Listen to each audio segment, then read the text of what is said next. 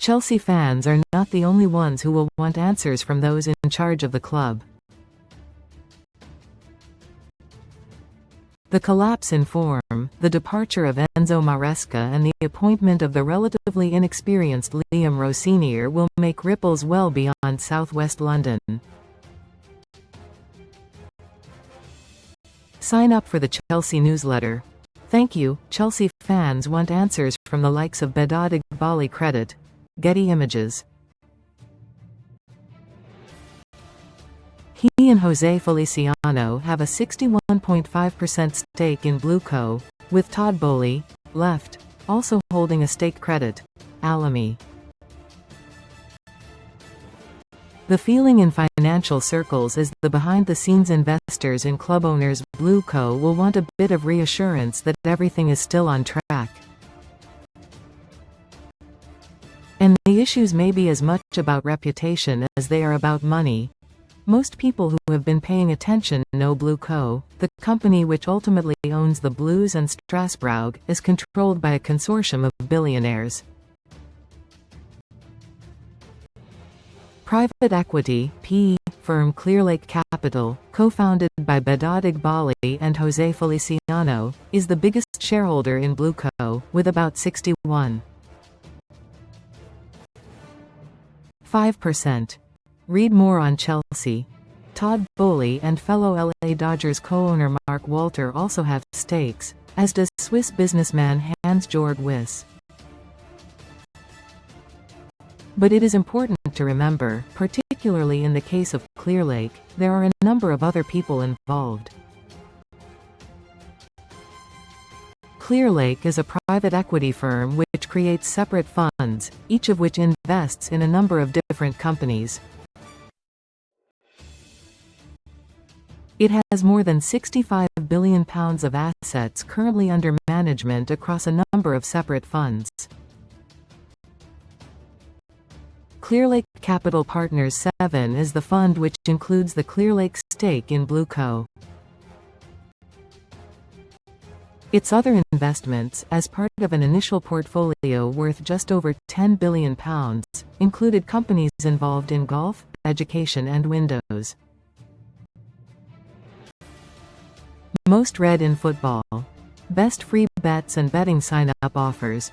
Money in PE funds comes from a variety of different clients, including pension companies, sovereign wealth funds like Saudi Arabia's Public Investment Fund, majority owners of Newcastle, and other investment companies. So although Chelsea directors Feliciano and Eghbali are billionaires in their own right, and have skin in the BlueCo game, the Clearlake money in BlueCo comes from a number of other sources, too. And all those investors will, or should, be keeping a keen eye on what is going on Stamford Bridge. There are usually limits as to how much of a fund's total value can be invested in one deal, such as the BlueCo investments in Chelsea and Strasbourg.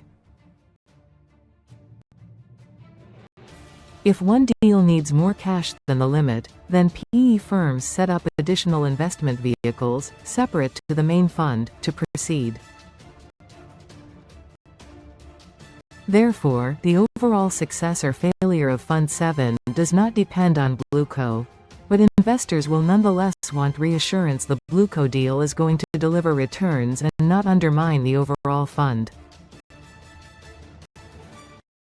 Typically, private equity firms work on a 5 to 7 year timeframe for investments before finding an exit.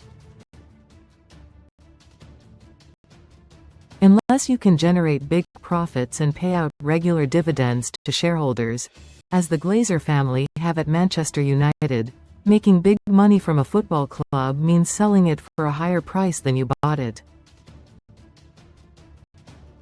Is BlueCo on course to deliver, either within that period or over slightly longer? Are Chelsea a lot more valuable than they were when BlueCo bought them for £2.5 billion, with a pledge of £1.75 billion of further investment, whether funded by debt or cash? Flagship team Chelsea qualifying for the Champions League and banking £85 million for winning the Club World Cup looked like progress. But the current season does not, with the Blues in danger of not staying in the CL. Off the pitch, too, there are big questions. There is still no front of shirt sponsor and the club appears no further forward with finding a way to build a 60,000-seater stadium, well into the fourth season under the current regime.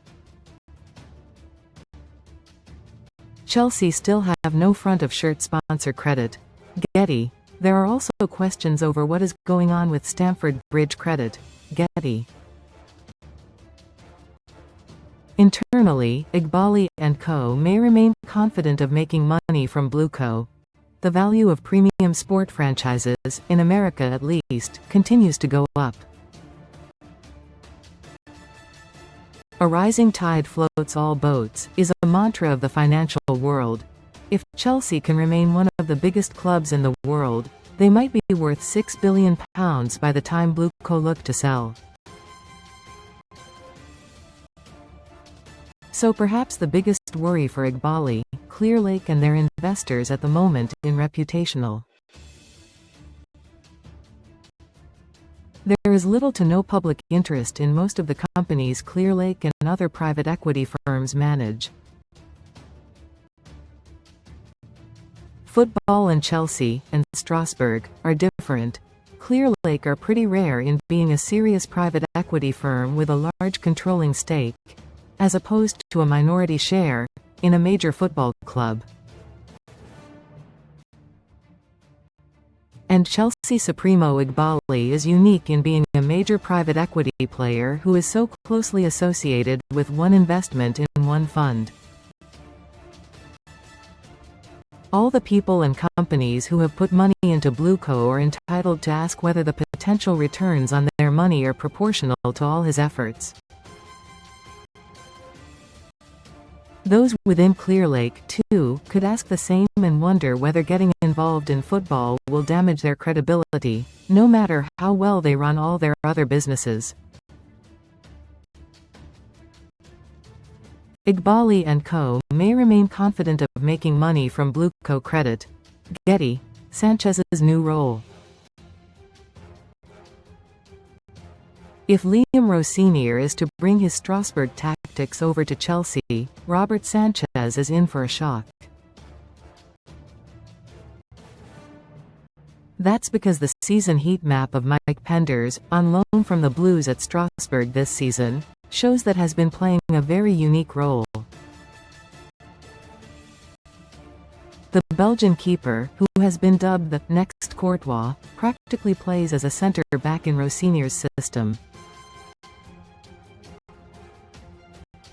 The thinking is similar to a power play in futsal, where a team substitutes their goalkeeper for an extra outfield player, creating a flying goalkeeper, giving them a 5v4 numerical advantage to press for a goal.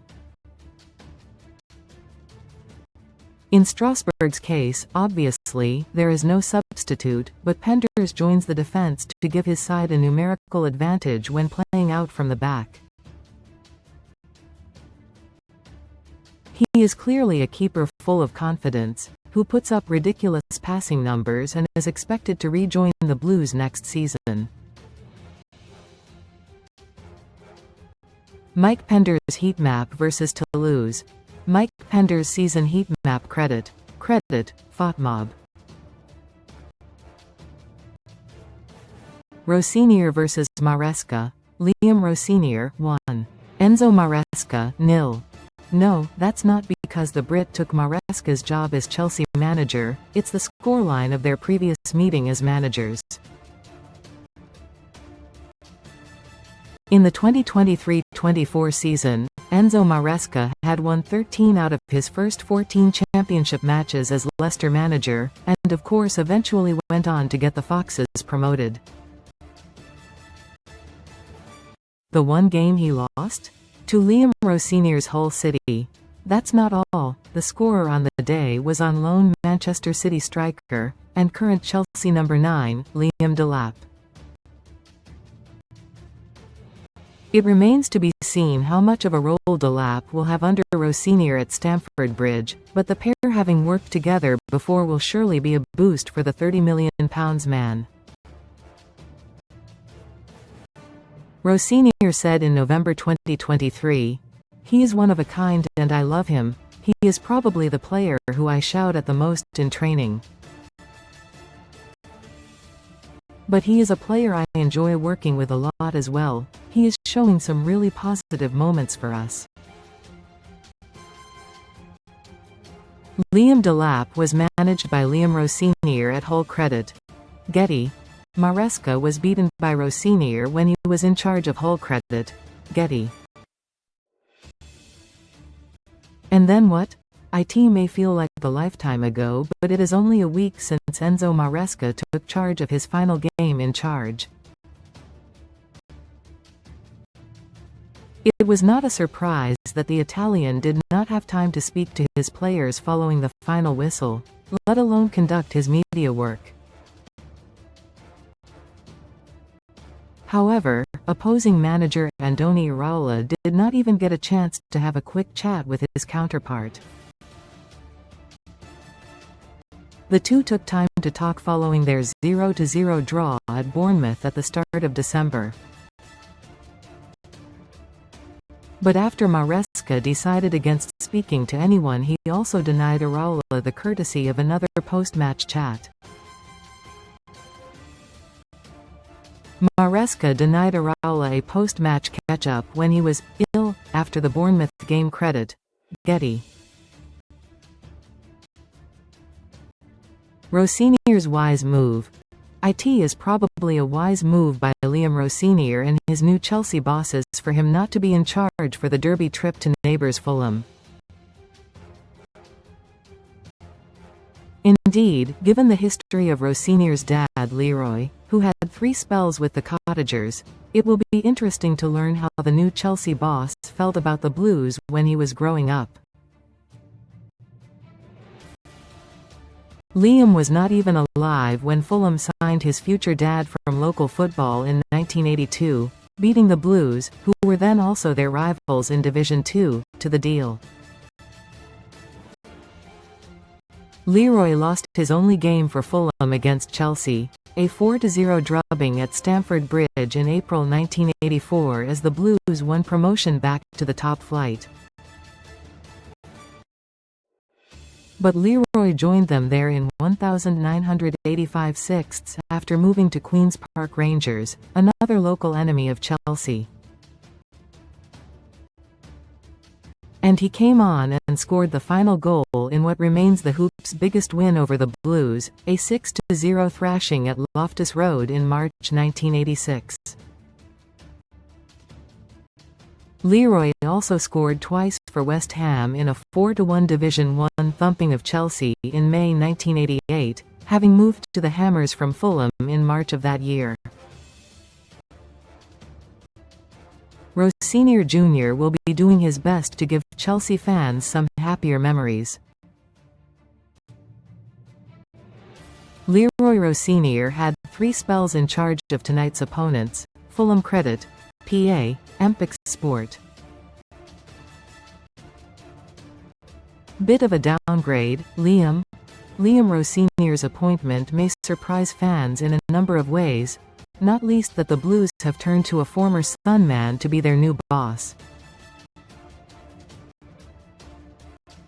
Towards the end of his playing career, during the 2016-17 season, the 41-year-old wrote a regular Football League column for The Sun. Recommended stories. Rosenior then went on to work as a pundit for Sky Sports before moving into coaching. The offer to return as a columnist during his new gig is always open, or maybe one Sun Sports Chelsea correspondent Dan King has a future as Blues gaffer.